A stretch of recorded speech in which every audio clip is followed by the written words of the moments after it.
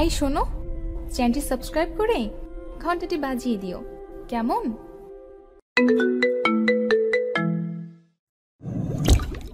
এই ছেলে প্রত্যেকদিন স্যার ম্যাডামদের সামনে ক্যাম্পাসে সিগারেট খাস কেন? বাবা মা ভদ্রতা শিখায়নি? ক্যাম্পাসে বসে সিগারেট খাচ্ছিলাম, তখনই একটা মেয়ে এসে বলল। চুপচাপ হয়ে সিগারেট খাইতে লাগলাম। কি হলো, তোকে আমি কিছু বললাম? চুপচাপ আমি। এইভাবে হবে না, তোর আব্বুর নাম্বার দে। ফোন নাম্বার বন্ধ। আম্মুর নাম্বার দে। 019331956। মেয়েটি ফোন দিল। আমার পকেটের ফোনটা বেজে উঠল। ফোনটা বাহির করে কেটে দিলাম। নিজের নাম্বার দিলি কেন? ফাজলামি করিস? এটাই আম্মুর নাম্বার। আব্বু আম্মু মারা যাওয়ার পর এটা আমার কাছে। মেয়েটা চুপ হয়ে গেল। কিছুক্ষণ দুজনের মধ্যে নিস্তব্ধতা চলল। নাম কি? রিয়াদ। শুধু রিয়াদ, আর কিছু নেই? আছে, কিন্তু যাদের দেওয়া ছিল তারা না থাকায় ব্যবহার করার প্রয়োজন মনে করি না। বাসায় কে কে আছে? কেউ নেই। মানে? একা থাকি, কেউ নেই আমার। থাকিস কোথায়? কলেজের পিছনে একটা বাসায় থাকি। পড়ালেখা কেমন করে চলে? ফ্রিল্যান্সিং করি, ওটা দিয়ে চলে যায়। কোন ইয়ারে পড়িস? সেকেন্ড ইয়ারে। মেয়েটা কিছুক্ষণ চুপচাপ দাঁড়িয়ে রইল। আপনার সব জানা হয়ে গেলে এখন আসি বলেই চলে আসতে লাগলাম। আমার পরিচয় জানতে চাইবি না? প্রয়োজন মনে করি না। কিন্তু আমার প্রয়োজন আছে। আমি রিমঝিম, অনার্স সেকেন্ড ইয়ারে পড়ি। আচ্ছা, এখন আসি। আচ্ছা যা। ওখান থেকে চলে আসলাম। মেয়েটাকে আমি চিনি, এমনকি কলেজের সবাই চেনে। কলেজের ক্রাশদের মধ্যে রিমঝিম আপু একজন। যেমন সুন্দর দেখতে তেমন রাগ। কলেজের কত ছেলে তার হাতের জন্য হাসপাতালে গেছে তার হিসেব নেই। রিমঝিম আপুর ভাই পুলিশ কমিশনার, তাই সবাই তাকে ভয় করে চলে। কলেজে যেদিন প্রথম তাকে দেখেছিলাম কেমন যেন ভালো লেগেছিল, কিন্তু সেটাকে আমি পাত্তা দেইনি, কারণ এসব মায়া জড়ানো আমার পক্ষে সম্ভব না। এসব ভাবতে ভাবতে বাসায় আসলাম। ফ্রেশ হয়ে রান্না করলাম, তারপর খেয়ে ঘুমিয়ে পড়লাম। কারণ খুব কম রাতেই আমি ঘুমাই, কাজের জন্য জেগে থাকা লাগে। সন্ধ্যায় ঘুম থেকে উঠে বাইরে গেলাম, 1 প্যাকেট সিগারেট কিনে নিয়ে আসলাম। সারা রাত জেগে কাটানোর জন্য বক্সে গান আর এই সিগারেট, এটাই আমার সাথী।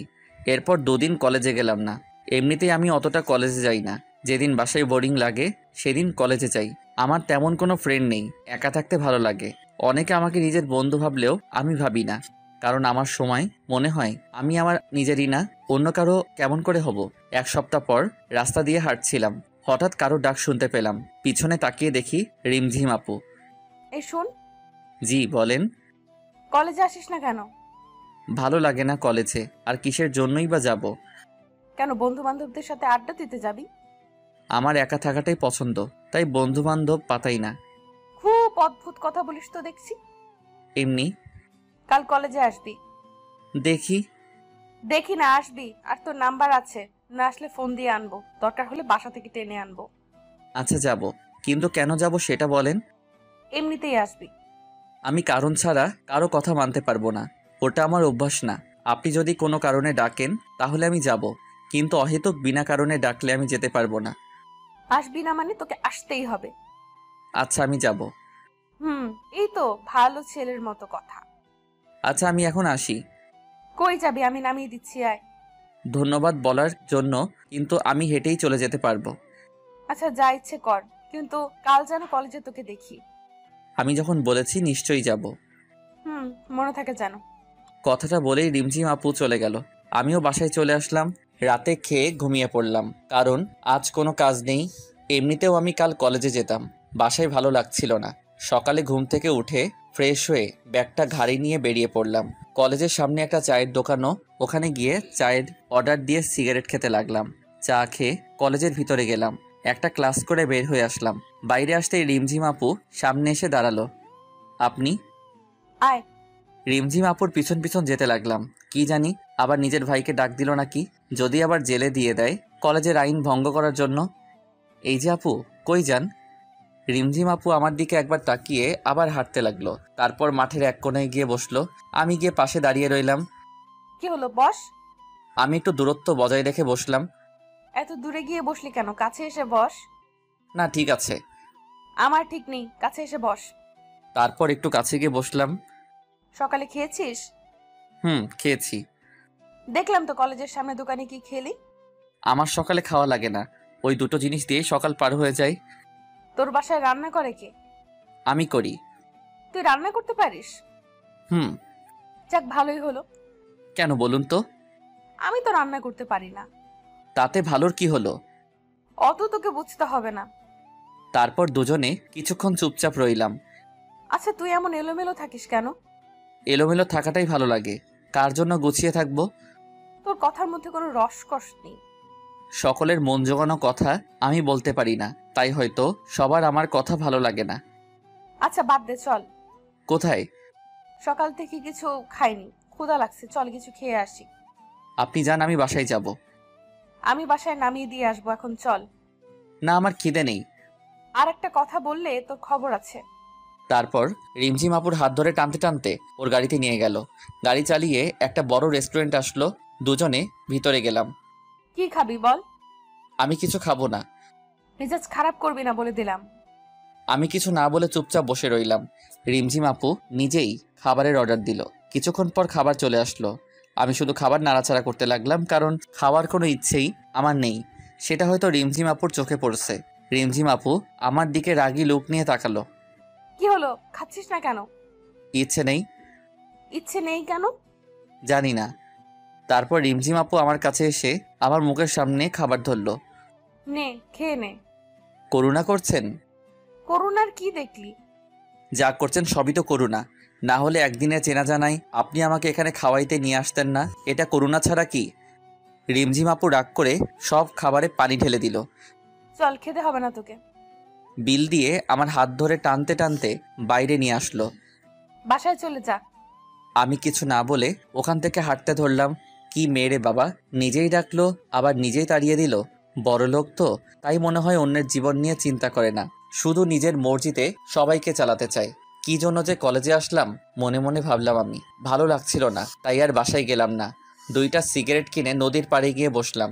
সিগারেট ধরিয়ে গাছের নিচে বসে নদীর পানি চলাচল দেখতে লাগলাম। একটু পর ফোনটা বেজে উঠল। Unknown number. ফোনটা রিসিভ করলাম। ফোনটা রিসিভ করার পর ওপাশ থেকে একটা মেইলি কণ্ঠ শুনতে পেলাম। কথা শুনে বুঝতে পারলাম রিমঝিম আপু। কই আছিস? কে আপনি? কই আছিস সেটা বল, এসে দেখাচ্ছি আমি কে। নদীর ধারের গাছের নিচে বসে আছি। দাঁড়া, আমি আসছি, কোথাও যাবি না। প্রায় 10 মিনিট পর রিমঝিম আপু আসলো। এখানে কি করিস?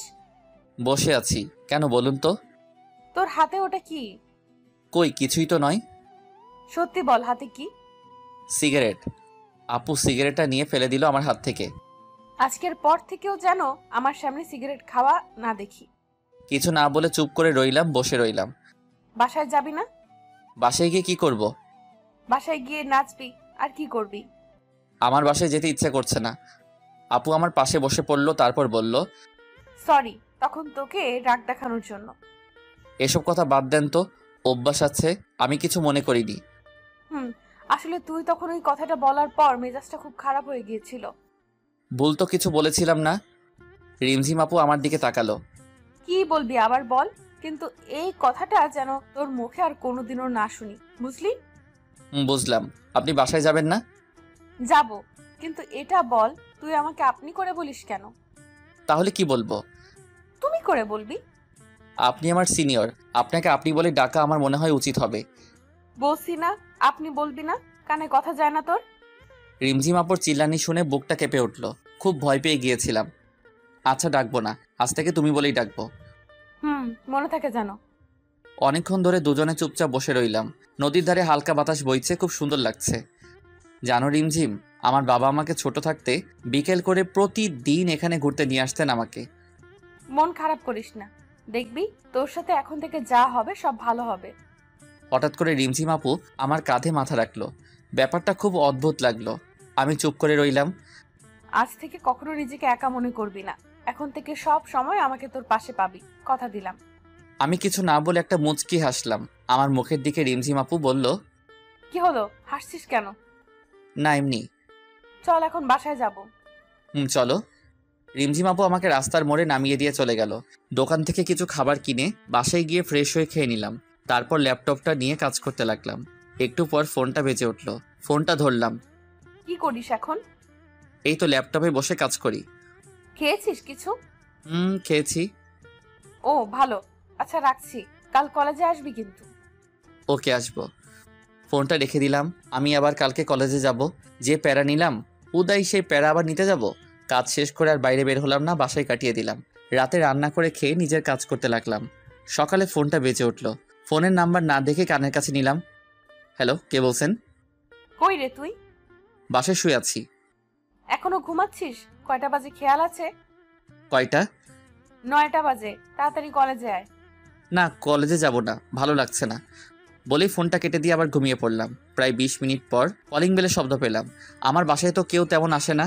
ঘুম ঘুম চোখে গিয়ে দরজাটা খুলে দিয়ে চমকে গেলাম, কারণ রিমঝিম আপু দাঁড়িয়ে। আরে তুমি এখানে?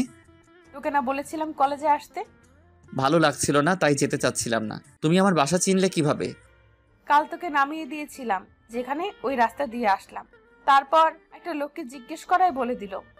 তোমার এখানে আসাটা ঠিক হয়নি। লোকে কি ভাববে? আর আমি এখানে একা থাকি, বুঝতেও তো পারছো। অত বুঝে লাভ নেই, সর, ভেতরে যেতে দে। আমি কিছু বলার আগেই রিমঝিম আপু ভিতরে ঢুকে পড়লো। তোর বাসাটা তো খুব সুন্দর। আমার আব্বু এটা আমার জন্য রেখে গেছেন।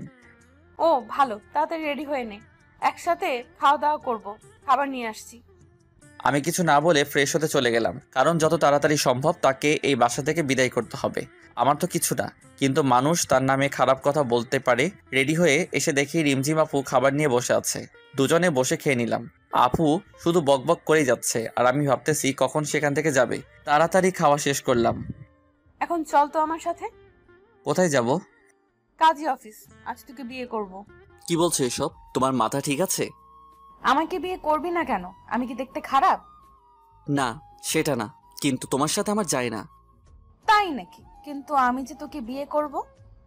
রিমঝিম আপুর কথাগুলো শুনে চোখ আকাশে, একভাবে তার দিকে তাকিয়ে আছি। আরে ভেবাচাকা খেয়ে গেলি নাকি? আমি তো মজা করছিলাম তোর সাথে। আপুর কথা শুনে কিছুটা স্বস্তি পেলাম। কই যাবে এখন? আজ তোকে গুছিয়ে আনবো। মানে বুঝলাম না। মানে তোর ওই চুলের ডালা কাটতে হবে। খারাপ লাগছে দেখতে তোকে। লাগবে না, আমি এরকমই ঠিক আছি। আর একবার লাগবে না বললে থাপ্পড় মেরে গাল লাল করে দেব। আপুর কথা শুনে চুপ হয়ে গেলাম। তারপর দুজনে বেরিয়ে পড়লাম। রিমঝিম আপু গাড়ি চালাচ্ছে আর আমি চুপচাপ বসে আছি। কি হলো, চুপচাপ বসে আছিস যে? কিছু তো বল। কি বলবো? রিমঝিম আপু সেলুনে নিয়ে গিয়ে আমার চুলের স্টাইল করিয়ে দিল। তারপর দুজনে শপিং মলে গেলাম। এখানে কেন আসছো? শপিং করব। ও আচ্ছা, কি কিনবেন? আবার আপনি বলিস? সরি, আসলে আমার আপনি বলাটাই বেশি ভালো লাগে। আরেকবার বলে দেখিস, দাঁত ভেঙে দেব। আচ্ছা বাদ দাও তো, কি কিনবা তাড়াতাড়ি কিনো। আমি নিজের জন্য কিনবো, কে বললো? তোর জন্য কিনবো। আমার জামা কাপড়েও কিনবে কেন? এমনি আমার ইচ্ছা হয়েছে তাই। কিন্তু আমার কিছু লাগবে না। বেশি কথা বলবি না। তারপর রিমঝিম আপু নিজে পছন্দ করে শার্ট প্যান্ট কিনলো। আমি গিয়ে বিল দিয়ে দিলাম। রিমঝিম আপু বিল দিতে গিয়ে ঘুরে আসলো। তোকে বিল দিতে কে বলছে? আমার জিনিস, তাই আমি বিল দিলাম। কেন, আমি কি বলছি তোকে টাকা দিতে? না, এমনি দিলাম। আরেকদিন যদি পাকনামি করিস তাহলে বুঝতে পারবি। চল এখন। রিমঝিম আপু আর কোনো কথা বলল না। রেস্টুরেন্ট গিয়েও আপু কোনো কথা বলছে না। মুখের আগের ছাপ দেখা যাচ্ছে। রিমঝিম আপু ধীরে ধীরে আমার জীবনটাকে নিয়ন্ত্রণ করছে। প্রথমের দিকে খারাপ লাগলেও তার শাসনগুলো এখন খুব ভালো লাগে। পুরনো কিছু স্মৃতি জেগে উঠেছে। এখনো রাগ করে আছো? কি হলো? সরি, আমি বুঝতে পারিনি সত্যি। হয়েছে, আর সরি বলতে হবে না। তারপর খাওয়া দাওয়া করে বেরিয়ে আসলাম। এবার বিল দিতে গেলাম না। ফ্রিতে বকা খাওয়ার শখ নেই আমার। রিমঝিম আপু আমাকে বাসায় নামিয়ে দিয়ে চলে গেল। বিকেলে আর বাসা থেকে বের হলাম না, কাজ ছিল। তাই রাতে খাওয়া করে ঘুমিয়ে গেলাম। সকালে ফোনের রিংটং শুনে ঘুমটা ভেঙে গেল। ফোনটা হাতে নিয়ে দেখি আপু ফোন দিয়েছে। হ্যালো আপু, বলো। কই তুই? কেন, বাসায়। তাড়াতাড়ি ক্যাম্পাসে আয়। ফ্রেশ হয়ে কলেজে গেলাম। কলেজে ঢুকতেই অনেকে হা হয়ে তাকিয়ে আছে। নিজেকে কেমন যেন লাগছে, কারণ নিজের স্টাইল চেঞ্জ করেছি। অগোছালো ছেলেটা আজ ফিটফাট হয়ে কলেজে এসেছে, তাই হয়তো সবাই তাকিয়ে আছে। আমি রিমঝিম আপুকে খুঁজতে লাগলাম। একটু পর আপুকে দেখলাম 3-4টা মেয়ের সাথে একাডেমিক ভবনের দিকে যাচ্ছে। আমি ডাক দিলাম, রিমঝিম আপু। আমার ডাক শুনে পিছনে ফিরে তাকালো। আমি ওদের কাছে গেলাম। কই যাও? ছেলেটা কে রে? দেখতে তো খুব কিউট। রিমঝিম আপু তখন তার বান্ধবীর দিকে রাগি লুকে তাকালো। তোরা যা, আমি তোদের সাথে পরে কথা বলছি। রিমঝিম আপুর বান্ধবীরা আপুর চেহারা দেখে বুঝতে পারছে হাব ভাব, তাই কিছু না বলে চলে গেল। এই ছেলে, তোমাকে দেখতে না খুব কিউট লাগছে। রিমঝিম আপু চত্বরে গিয়ে বসে পড়ল। আমি দুইজন বসার মতো দূরত্ব রেখে বসলাম। দুজনে চুপচাপ বসে আছি। এত রাগ কিসের কে জানে। আমি তো আজ আপনি করেও বলিনি, কিন্তু রিমঝিম আপুকে রাগী লুকে অনেক কিউট লাগে। আমি কিছুদিনে লক্ষ্য করেছি রিমঝিম আপু ডাকলে গাল দুটো লাল হয়ে যায়। আপু আজ এত রেগে কেন? চুপ। কি হলো বলছো না যে? আমি তো আজ আপনি করে বলিও নি, তাহলে রাগ করে আছো যে? তোর কি কেউ আসবে? আমার আবার কে আসবে? তাহলে মধ্যে যে এত বড় জায়গা ফাঁকা রেখে বসে আছিস কেন? আরে পাশে বসলে সবাই নেগেটিভে মাইন্ড করবে, কেউ ভাববে না যে তুমি আমার আপু লাগো। রিমঝিম আপু আমার কলার ধরে নিজের পাশে টেনে বসালো। আমি তোর কি লাগি ভালো করে বল। তুমি আমার সিনিয়র, সেই হিসেবে আপুই তো হওয়ার কথা। আরেকদিন যদি এই আবাল মার্কা কথা বলেছিস তাহলে তোর খবর করে দেব, বলদ কোথাকার। তখন রিমঝিম আপুর বান্ধবী কোথা থেকে এসে যেন পাশে বসলো। তখন রিমঝিম আপু যা করলো, রিমঝিম আপু রেগে আগুন হয়ে গেল। আমার হাত ধরে নিজের পাশে বসালো। আয়েশা তুই এখানে? কেন, আশা যাবে না নাকি? আমি কি সেটা বলছি নাকি? আসলে একা একা ভালো লাগছে না, তাই তোদের সাথে গল্প করতে চলে এলাম। ও খুব ভালো করেছিস। ছেলেটা কে রে? দাঁড়া পরিচয় করিয়ে দিই। রিয়াদ, এ হচ্ছে তোমার বড় আপু আয়েশা। আজ থেকে ওকে বড় বোনের মতো সম্মান দিবি, ঠিক আছে? আর আয়েশা, এ হচ্ছে রিয়াদ। আজ থেকে ওকে নিজের ভাইয়ের মতো দেখবি। কি বলছিস এসব? ঠিকই তো বললাম। আমি শুধু ওদের কথা শুনছি। তারপর আয়েশা রিমঝিম আপুকে সাইডে নিয়ে গেল। দুজনে কি যে কথা বলছে, কিন্তু দূর থেকে যা বুঝলাম খুব ঝগড়া করছে। এক পর্যায়ে রিমঝিম আপু কি যেন বলল, আর আয়েশা আপু ওখান থেকে চলে গেল। আপু তখন আমার কাছে আসলো। এতক্ষণ লাগে আসতে, কি কথা বললা? চুপচাপ পাশে বসে পড়ল। কি হলো, কিছু বলছো না যে? শোন, কাল থেকে তুই কলেজে আসবি না। আসবো না কেন? তাহলে আয়েশা তোর সাথে কথা বলতে পারবে না। কিন্তু কথা বললে কি সমস্যা? সমস্যা আছে, ওর কথা বলার দরকার নেই। আমি কথা না বললেই তো হলো, তাতে কলেজে না আসার কি হলো? সেটাও কথা। তুই আয়েশার সাথে কথা বলবি না, এমনকি কোনো মেয়ের সাথে কথা বলবি না, ঠিক আছে? আর যদি দেখি তাহলে তোর একদিন কে আমার একদিন। কি বলবো ভেবে পাচ্ছি না। রিমঝিম আপুর এমন আচরণ আমায় বেশ অবাক করেছে। কি হলো, কি কথা বল, মনে থাকবে তো? থাকবে। এই তো ভালো ছেলে, এখন ক্লাসে যা। রিমঝিম আপু নিজের ক্লাসে গেল, আমি আমার ক্লাসে চলে গেলাম। এভাবে বেশ কয়েকদিন পার হয়ে গেল। রিমঝিম আপু আমার জীবনটাকে নিজের মতো চালাতে শুরু করলো, যেমন কোনো আপনজন করে। এসব করার অধিকার আমি রিমঝিম আপুকে অনেক আগেই নিজের মন থেকে দিয়ে দিছি, কারণ আমি মনে মনে রিমঝিম আপুকে অনেকটা ভালোবেসে ফেলেছি। নিজের এই মনটাকে অনেকবার বোঝাতে চেষ্টা করেছি তার সাথে আমার যায় না, কিন্তু মনটা মানেনি, ছুটে গেছে তার কাছে। আমি জানি আমি যেদিন রিমঝিম আপুকে আমার ভালোবাসার কথা বলবো সেদিন হয়তো সব শেষ হয়ে যাবে, আর আমি সেটা চাই না। তাই আমি তাকে নীরবে ভালোবেসে যাব, কখনো তার কাছে নিজের ভালোবাসার দাবি নিয়ে যাব না। হয়তো শেষে আমার ভালোবাসাটা এক কোণে পড়ে রয়ে যাবে। কথাগুলো ভাবতে ভাবতে মনটা খারাপ হয়ে গেল। কি রে, মন খারাপ করে এভাবে বসে আছিস কেন? কই না তো। মিথ্যা বলবি না। তেমন কিছু না আপু। আচ্ছা বাদ দে, আয় তোর সাথে একজনকে পরিচয় করিয়ে দেই। আমি রিমঝিম আপুর সাথে গেলাম। রিমঝিম আপু কাকে যেন ফোন দিয়ে ডাকলো। একটু পর একটা ছেলে বাইক নিয়ে আসলো। রিয়াদ, এ হলো রনি, আমার কাজিন। আর রনি, এ হলো রিয়াদ। হাই, কেমন আছেন? হ্যালো, তুমি তাহলে রিয়াদ? আপনি আমাকে চিনেন? কিন্তু রিমঝিমের মুখে তোমার কথা অনেক শুনেছি। এই বয়সে তুমি একাই চলাফেরা করো, এটা অনেক ভালো ব্যাপার, সবাই পারে না। আমার আব্বু একটা কথা বলতেন, পাশে যখন কেউ থাকবে না তখন নিজে উঠে দাঁড়াতে হয়। উঠে দাঁড়ানোর সময় কাউকে পাশে পাবি না, তাই নিজে নিজে চলতে শিখতে হবে। আর আমি একাই চলতে শিখে গেছি, সামনের দিনগুলোতেও একাই হয়তো থাকতে শিখে যাব। কথাটা বলার পর রিমঝিম আপু আমার দিকে তাকালো। তারপর তিনজনে বসে অনেক কথা বললাম। রিমঝিম আপু রনির বাইকে করে বাসায় চলে গেল, আর আমি আমার বাসায় চলে আসলাম। রনি নাকি এখন থেকে আমাদের কলেজেই পড়বে। পরের দিন ঘুম থেকে উঠে ফ্রেশ হয়ে কলেজের দিকে বেরিয়ে পড়লাম। কলেজে ঢোকার আগে চায়ের দোকানে গেলাম, 1 কাপ চা অর্ডার দিলাম। চা আসতে আসতে একটা সিগারেট কিনে ধরালাম। এর মধ্যে রিমঝিম আপুর ফোন।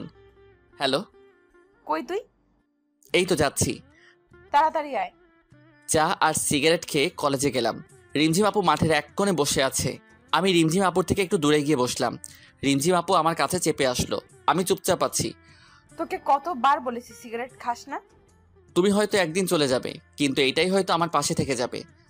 আমার কথাটা শুনতে পেয়ে কিছুক্ষণ চুপচাপ আমার দিকে তাকিয়ে রইল। তুই কি কিছুই বুঝিস না? কেন, কি আবার বুঝলাম না? কিছু না। রিমঝিম আপু মন খারাপ করে বসে রইল। আমি চুপচাপ তার মায়াবী মুখটা দেখতে লাগলাম। তারপর আপু উঠে কিছু না বলে চলে যেতে লাগলো।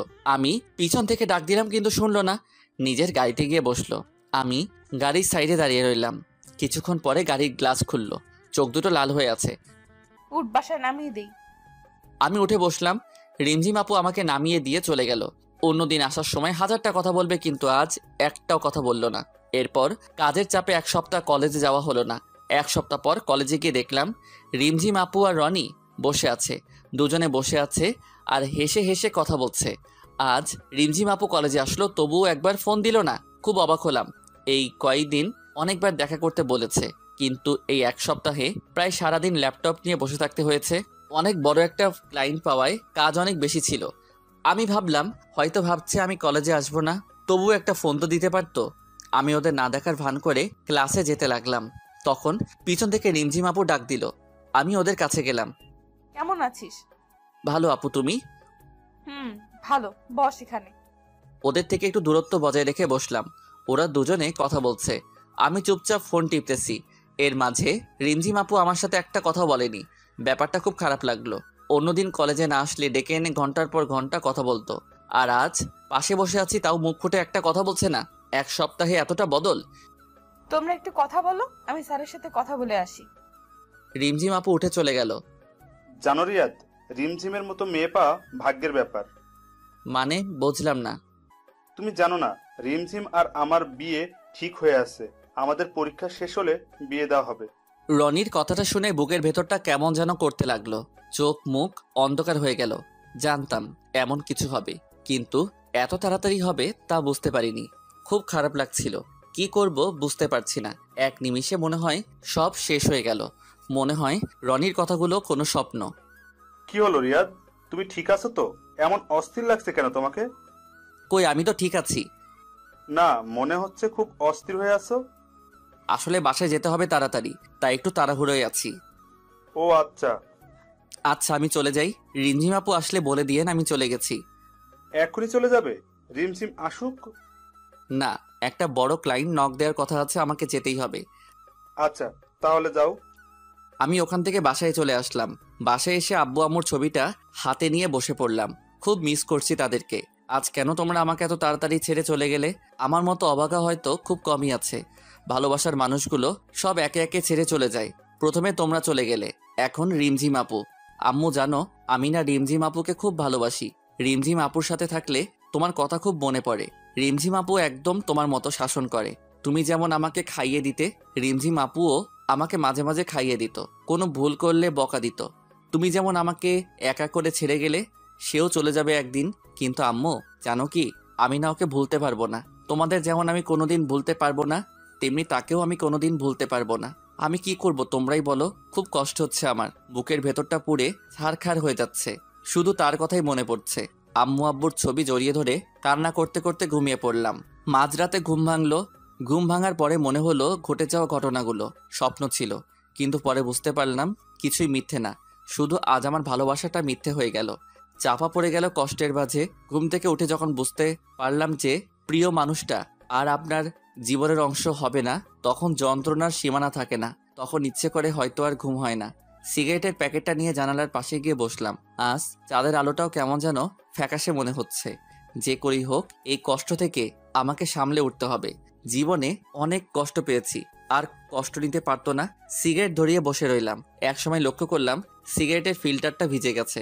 তারপর চোখে হাত দিয়ে দেখি চোখ দিয়ে পানি পড়ছে। হাতটা কাঁপছে। জোরে জোরে কান্না করতে লাগলাম। আম্মু বলতো কান্না করলে বুকটা হালকা লাগে। আজ খুব একা লাগছে। সারা রাত কান্না করলাম। কিছুটা হলেও বুঝতে পারলাম যে দুনিয়ায় কেউ কারো নয়, একা থাকাটাই ভালো। যত কারো প্রতি মায়া বাড়াবেন তত কষ্ট পেতে হবে। প্রায় এক সপ্তাহ লাগলো রিমঝিম আপুর মায়াটা কিছুটা কাটিয়ে উঠতে।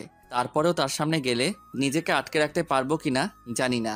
তাই আর কলেজে যাব না ঠিক করলাম। এভাবে 10 দিন কেটে গেল। ফোনটাও অফ করে রেখে দিছি, যাতে কেউ ফোন দিতে পারে না। এখনো রাতে ঘুমাতে পারি না, তাই ঘুমের ওষুধ কিনে রাখছি। ঘুমের ওষুধ খেয়ে রাতটা পার হয়ে যায়। আর দিনের বেলা সিগারেট তো আছেই। এই 10 দিনে সিগারেট খাওয়াটা একটু বেড়ে গেছে। সকালে ঘুম থেকে উঠে একটা সিগারেট ধরিয়ে সেটা শেষ করে ব্রাশ করে বাইরে বের হলাম। নাস্তা করে বাসায় গেলাম, গিয়ে কাজ করতে লাগলাম। এই 10 দিনে কাজ একদম করা হয়নি। নিজের 1 বছর চলার মতো যথেষ্ট টাকা আছে, আর আব্বু আম্মু চলে যাওয়ার আগে যা রেখে গেছে তাতে আমার সারা জীবন চলে যাবে। তারপরও ফ্রিল্যান্সিং করি। সিগারেট খেতে খেতে কাজ করতে লাগলাম। একটু পর দরজার বেল কে যেন বাজালো। দরজা খুলে দিতেই সামনে দেখে রিমঝিম আপু দাঁড়িয়ে হাত উঠালো মারার জন্য। তারপর কি যেন ভেবে হাতটা নামিয়ে নিল। চোখের নিচে কালো দাগ পড়ে গেছে। কেমন আছিস? ভালো আপু, তুমি? ভালো। কেমন শুকিয়ে গেছিস? খাওয়া দাওয়া করিস কি না? আসলে কাজের চাপে খাওয়ার কথা মনেই থাকে না। ও, আমি তো ভাবছিলাম। কি ভাবছিলা? কিছু না, ভেতরে আসতে বলবি না? হ্যাঁ আসো। রিমঝিম আপু ভিতরে এসে চারদিকে তাকালো। এটা বাসা নাকি সিগারেটের দোকান? যেখানে সেখানে সিগারেটের প্যাকেট, আর এত গন্ধ কেন? আসলে অনেক দিন ধরে পরিষ্কার করা হয়নি তো। ও, আজকেই এগুলো সাফ করবো, চল। কি বলছো আপু? তোমার হবু বর দেখলে আমাকে মেরে ফেলবে। হবু বর মানে? রনি ভাই আমাকে সব বলেছেন যে তোমাদের বিয়ে ঠিক হয়ে আছে। তুই কথাটা শুনে খুব খুশি হয়েছিস না? অবশ্যই, কাজের চাপে তোমাকে শুভেচ্ছা জানানো তো কথা মনেই নেই। এখন বলছি, অনেক অনেক শুভেচ্ছা। রনি ভাইয়ের মতো একজন মানুষ জীবন সাথী হিসেবে পাওয়া খুব ভাগ্যের ব্যাপার। চল আমার সাথে, আজ কলেজে যাবি। আমি কলেজে গিয়ে কি করব? কলেজে গিয়ে আমার কেউ নেই, কার সাথে আড্ডা দিব বলো? কেউ নেই?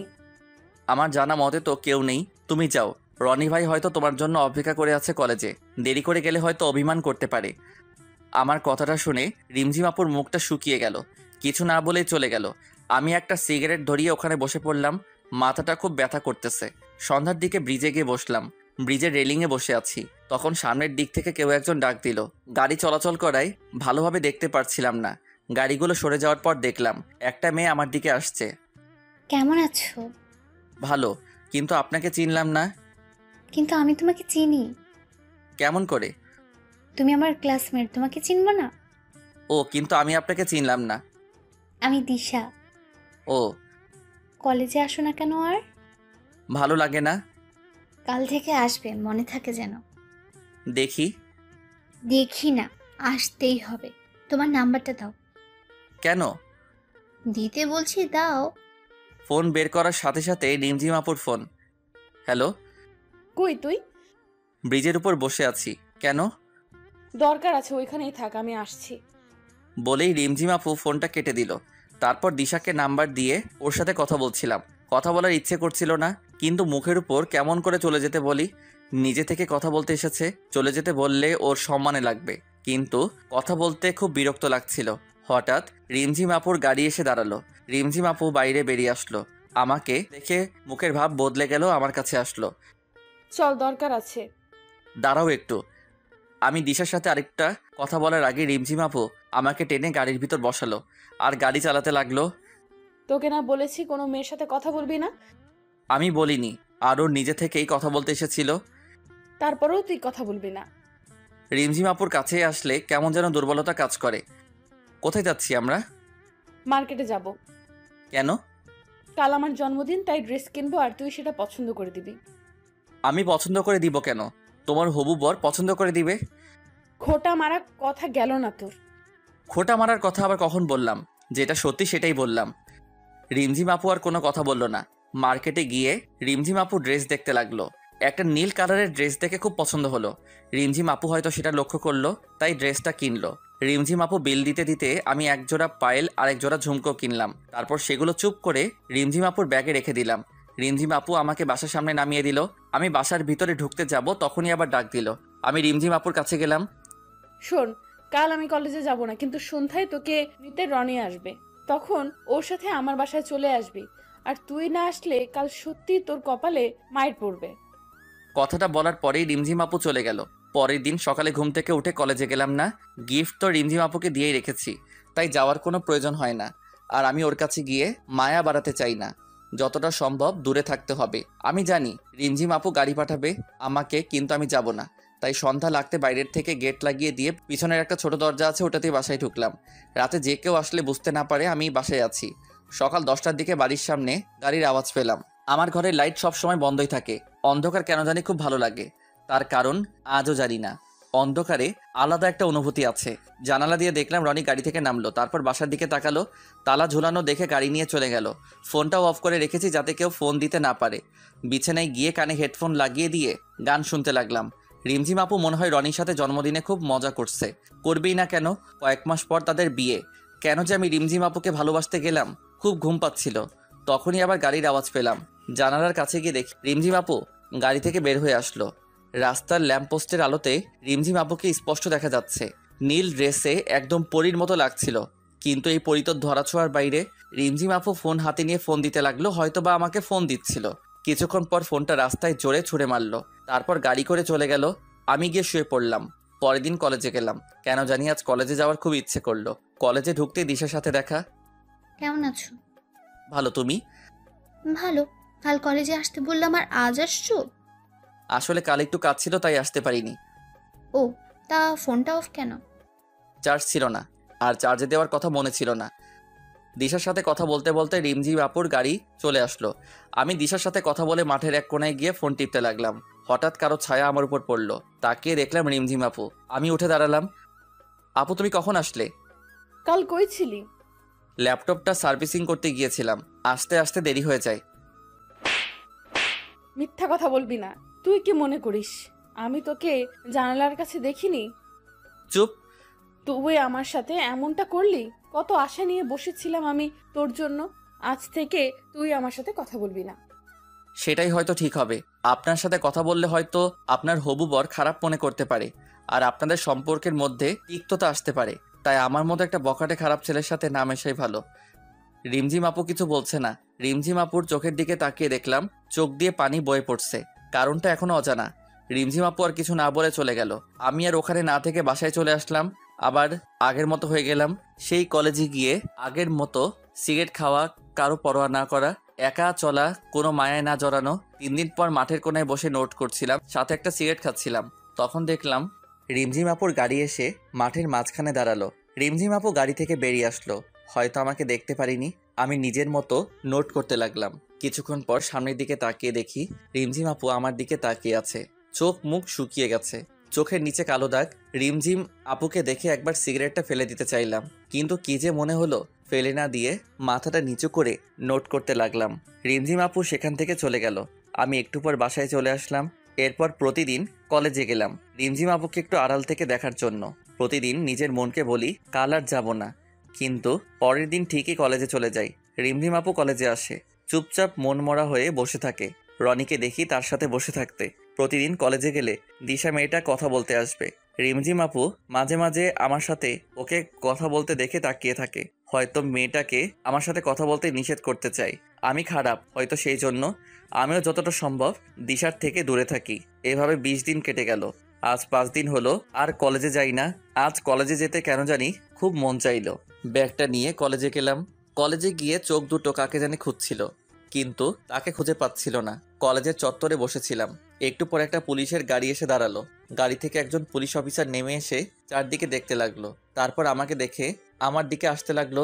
বুকের ভেতরটা কেমন যেন করছিল, মনে হচ্ছিল দৌড় দিয়ে পালিয়ে যাই, কিন্তু আমি তো কোনো দোষ করিনি, তাই চুপচাপ বসে রইলাম। পুলিশ অফিসারটি আমার কাছে আসলো। তোমার নাম রিয়াদ? জি স্যার। তোমাকে আমার সাথে যেতে হবে, চলো। কিন্তু কেন? আর আপনি কে? আমি রিমঝিমের ভাইয়া। ও, কিন্তু কেন যাব? গেলেই বুঝতে পারবে। কিন্তু কোথায়?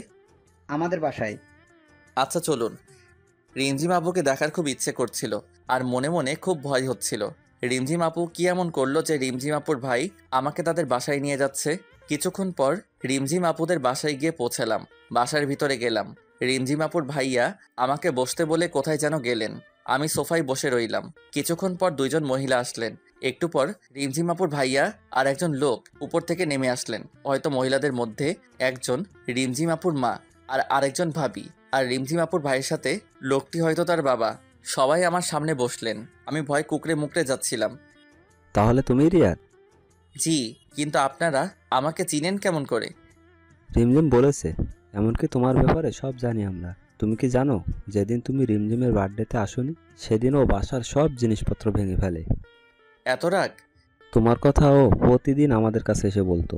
আমার মেয়েটা জীবনে যা কিছু চেয়েছে তাই এনে দিয়েছি, কিন্তু শেষমেশ যা চাইলো তা আমার এনে দেওয়ার ক্ষমতা নেই। কি চেয়েছে আপু? শুধু তোমাকে চেয়েছে। আমাকে মানে? শুধু তোমাকে। আমার মেয়েটা যে তোমাকে পাগলের মতো ভালোবাসে, ও যখন আমাকে এসে বলল যে ও তোমাকে ভালোবাসে, তখন ওর চোখে মুখে হাসি খুশি দেখে আমি বেশ অবাক হই, কারণ আমি এতটা খুশি ওকে কখনোই দেখিনি। তোমার সাথে কিছুদিন আগে ঝগড়া হয়, বাসায় এসে কান্নাকাটি করে, ভালো মতো খাওয়া দাওয়া করে না, শুধু বলে রিয়াদকে এনে দাও, দয়া করে আমাদের ফিরিয়ে দিও না, আমার মেয়েটা তোমাকে ছাড়া যে মরে যাবে। আরে কি করছেন আপনি? আমার গুরুজন, আপনার মাথা নত করার শোভা পায় না, কিন্তু আমার মতো একটা অনাথ ছেলের কাছে আপনার মেয়ে দিবেন? আরেকবার ভেবে দেখুন। আমার মেয়ের খুশিতেই আমরা খুশি। আচ্ছা, আপনারা যা ভালো বোঝেন, কিন্তু রিমঝিম আপু কোথায়? উপরে আছে, যাও, প্রথম রুমটাই ওর। রিমঝিম আপু রুমে গেলাম, দরজা খোলাই আছে কিন্তু জানালা সব বন্ধ। ঘরের ভিতরটা কেমন অন্ধকার হয়ে আছে। রিমঝিম আপু ঘুমিয়ে আছে, চোখের নিচে কালো দাগ পড়ে গেছে, সারা রাত হয়তো ঘুমায় না। আমি চুপচাপ গিয়ে রিমঝিম আপুর পাশে শুয়ে পড়লাম। একটু পর রিমঝিম আপুর ঘুমটা ভেঙে গেল, আমার দিকে একভাবে তাকিয়ে আছে। কিছু বলতে যাবে তার আগে রিমঝিম আপুর গোলাপি ঠোঁট দুটোর সাথে আমার ঠোঁট এক করে দিলাম।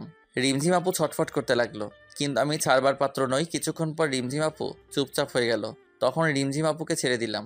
রিমঝিম আপুকে ছেড়ে দেওয়ার সাথে সাথে ঠাস। তো সাহস কেমন করে হয় আমাকে কিস করার? আর তুই এখানে কি করছিস? কি হলো, কথা বলছিস না কেন? এখানে কি করছিস? আমার বউয়ের কাছে আমি আসছি। কার কি বউ মানে? বউ মানে বউ? আমি কারো বউ না। ও, তাহলে তুমি আমাকে ভালোবাসো না?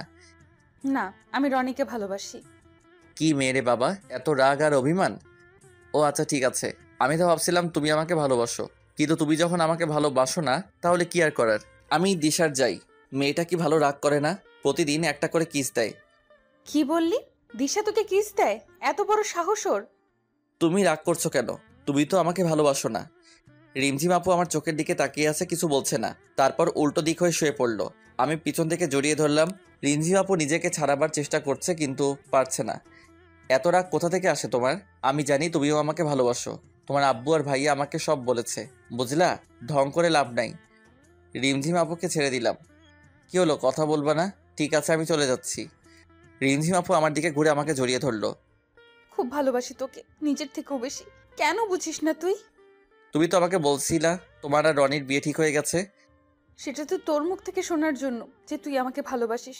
ওটা শুধু একটা নাটক ছিল। জানো, যেদিন রনি আমাকে বলল যে তোমাদের বিয়ে ঠিক হয়ে গেছে, সেদিন মনে হচ্ছিল সারা জীবনের জন্য কিছু একটা হারিয়ে যাচ্ছে। খুব কষ্ট হয়েছিল সেদিন। তাহলে বললি না কেন? যদি তুমি ছেড়ে চলে যেতে। রিমঝিম আপু আমাকে আরো শক্ত করে জড়িয়ে ধরলো। কোনো দিন তোকে যেতে দেব না, তুই চাইলেও না। ও তাই বুঝি? তাই। আব্বু কি বললো? তোমার আমার বিয়ে ঠিক করছে। সত্যি? এখন একটা কিস দাও। না, বিয়ের পর দেব। ঠিক আছে, আমি দিশার কাছে যাই। ওর ঠোঁট দুটো কি মিষ্টি! কি বললি? দিশা তোকে কিস করছে? কই কিস করছে বল? আমার ঠোঁটে। রিমঝিম আপু তার ঠোঁটের সাথে আমার ঠোঁট এক করে দিল, অনেকক্ষণ পর ছেড়ে দিল। তোর ঠোঁটে শুধু আমার ছোঁয়া থাকবে, আর কারো না। আর ওই মেয়েকে আজ আমি জেলে দেব। আরে আরে, আমি তো মিথ্যা বলছি, দিশার সাথে আমার কিছুই হয়নি। কুত্তা বাদর, আমাকে কষ্ট দিয়ে ভালো লাগে তোর, তাই না? আরে আপু, আমি আবার কি করলাম? আপু কাকে বললি? সরি সরি সরি, আর বলবো না। মনে থাকে জানো। এখন উঠো, চলো। খাওয়া দাওয়া তো মনে হয় করনি। শরীরের কি অবস্থা করেছো? না, উঠবো না, এভাবেই শুয়ে থাকবো। আচ্ছা, তুমি শুয়ে থাকো, আমি নিচে থেকে খাবার নিয়ে আসছি। লাগবে না, চুপচাপ শুয়ে থাক। রিমঝিম আমাকে জড়িয়ে ধরে শুয়ে আছে, আর আমি পুরনো কথাগুলো মনে করে হাসতেছি। কি থেকে কি হয়ে গেল। সময় বড় অদ্ভুত, কার কপালে কি লেখা আছে কেউ বলতে পারে না। আর কতক্ষণ শুয়ে থাকবা? এবার তো উঠো। বললাম তো উঠবো না। আমি রিমঝিম আপুকে নিজের থেকে ছাড়িয়ে নিলাম, তারপর রিমঝিম আপুকে কোলে তুলে নিয়ে নিচে নিয়ে আসলাম। কেউ দেখার আগে নামিয়ে দিলাম। কিছু খেয়ে নাও। পারবো না খেতে, খাইয়ে দে। আচ্ছা দাঁড়াও। আমি রিমঝিম আপুর আম্মুকে ডাক দিলাম। একটু পর তিনি আসলেন, তারপর খাবার বেড়ে দিলেন। রিমঝিম আপু রুমে চলে গেছে। আমি খাবার নিয়ে এসে রুমে আসলাম। রিমঝিম বসে আছে। কি হলো, চলে আসলা যে? এমনি খাইয়ে দাও। আমি রিমঝিম আপুকে খাইয়ে দিলাম। খাওয়া শেষ করে রিমঝিম আপুকে নিয়ে বাইরে ঘুরতে বের হলাম। আজ আমি খুব খুশি, কিন্তু আব্বু আম্মু থাকলে আরো ভালো হতো। সন্ধ্যায় রিমঝিম আপুকে বাসায় রেখে চলে আসতাম। পরের দিন সকালে রিমঝিম আপু ফোন দিয়ে তাদের বাসায় ডাকলো। যাওয়ার পর দেখি সবাই বসে আছে। রিয়াদ, রিমঝিম চাইছে তোমাদের বিয়েটা কালকেই হোক। কিন্তু আঙ্কেল এত তাড়াতাড়ি, আর আমি তো এখনো পড়ালেখা করি। সেটা আমি ওকে বললাম, আগে তুমি পাস করো, একটা চাকরি করো, কিন্তু ও কিছুতেই মানতে চাচ্ছে না। আঙ্কেল, এটা নয় যে রিমঝিম আপুকে বিয়ে করার পর আমি তাকে ভালোভাবে রাখতে পারবো না। আমার আব্বু আম্মু যা রেখে গেছে তাতে আমি সারা জীবন বসে খেলেও শেষ হবে না। কিন্তু আমি এখন বিয়ে করতে চাচ্ছি না। তখন রিমঝিম আপু সাইডে রাখা ফুলদানিটা ছুঁড়ে মারলো দেওয়ালে। আমি যখন বলছি কাল বিয়ে হবে, তার মানে কালকেই বিয়ে হবে। আর বিয়ে না হলে আমি কিছু একটা করে ফেলবো, আর তার দায়ী তোমরা হবে। কথাটা বলেই রিমঝিম আপু উপরে চলে গেল। সবাই চুপচাপ হয়ে গেল। আচ্ছা আঙ্কেল, আপনি বিয়ের ব্যবস্থা করুন। তুমি পারবে বাবা, আমার পাগলি মেয়েটাকে দেখে রাখতে। তোমার কাছে আমরা সারা জীবন ঋণী হয়ে থাকবো। আমি উপরে চলে গেলাম। রিমঝিম আপু বেলগড়িতে গিয়ে দাঁড়িয়ে আছে। আমি রিমঝিম আপুকে পিছন থেকে জড়িয়ে ধরলাম। রিমঝিম আপু নিজেকে ছাড়ার চেষ্টা করতে থাকলো, কিন্তু পারলো না। আমি রিমঝিম আপুর কানে একটা আলতো করে কামড় দিলাম। রিমঝিম আপু ধাক্কা দিয়ে দূরে সরিয়ে দিল। আমি রিমঝিম আপুকে টান দিয়ে নিজের কাছে আনলাম। এত রাগ কোথা থেকে আসে শুনি?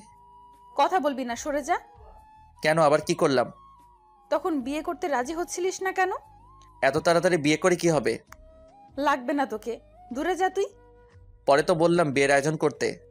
লাগবে না, বিয়ে করতে করবো না আমি বিয়ে। আমি তো করব, বিয়ে না করলে বউয়ের আদর পাবো কেমন করে?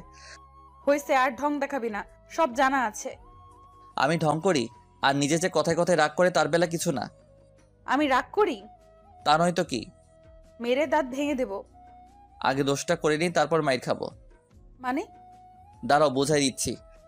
তারপর রিমঝিম আপুর ঠোঁটের সাথে আমার ঠোঁট এক করে দিলাম। 4 মিনিট পর ছেড়ে দিলাম। দাঁত ব্রাশ করে না, মুখে কি গন্ধ। কি বললি? দাঁড়া দেখাচ্ছি।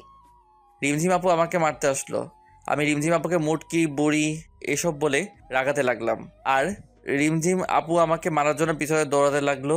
পরের দিন আমাদের খুব ধুমধাম করে বিয়ে হলো। এভাবে চলতে লাগলো আমাদের বিবাহিত জীবন। রিমঝিম এখন আমার উপর রাগ করে, কিন্তু বেশি সময় রাগ করে থাকতে পারে না। রিমঝিম সবসময় আমাকে হাসি খুশি রাখার চেষ্টা করে।